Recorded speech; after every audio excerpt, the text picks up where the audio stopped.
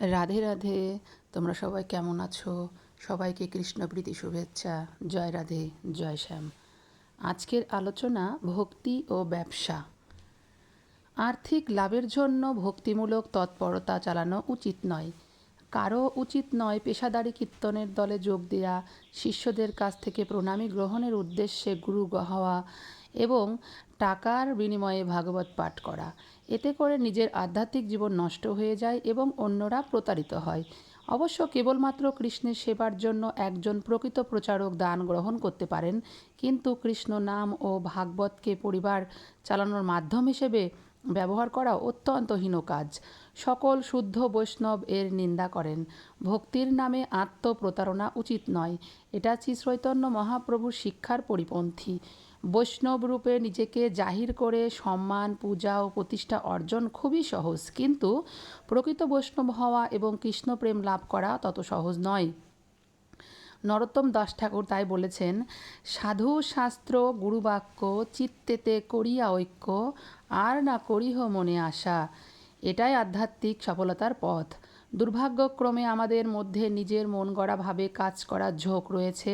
মূল বিষয়ের সাথে নিজস্ব দর্শন জুড়ে দেওয়া, নির্ধারিত মানসম্মত নিয়মাবলীর পরিবর্তন সাধন করা অথবা তালগোল পাকিয়ে ফেলা, কাউকে ধর্মীয় নেতারূপে মেনে নেওয়ার ইচ্ছাও আমাদের মধ্যে রয়েছে, কিন্তু এটা অত্যন্ত ক্ষতিকর।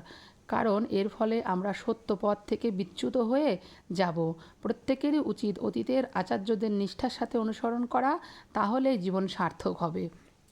আমাদের জীবনের মূল উদ্দেশ্য কৃষ্ণকে পাওয়া, কৃষ্ণর নিত্যদাস হয়ে সেবা দেওয়া। তাই কিভাবে আমরা ভগবানের সেবার জন্য নিজেকে উৎসাহিত করব, কোন পথে চলব, সেটা আমাদের একমাত্র পূর্ব আচার্যগণদের পথ অনুসরণ করলে জানতে পারবো। তাই ভক্তিকে আমরা যদি ব্যবসারূপে দেখি, তাহলে সেটা অবশ্যই আমরা ভগবানের পথের পরিপন্থী রূপেই দেখা দেবে। তাই আমরা নিজেদের কল্যাণের জন্য, জগতের কল্যাণের জন্য, মঙ্গলের জন্য এবং নিজেদের ভবিষ্যতের জন্য অবশ্যই কৃষ্ণ ভক্তি পথকে ব্যবসা হিসেবে আমরা দেখব না। ভক্তি ও ব্যবসা এই দুই দিক, একটা টাকার এপার ওপার।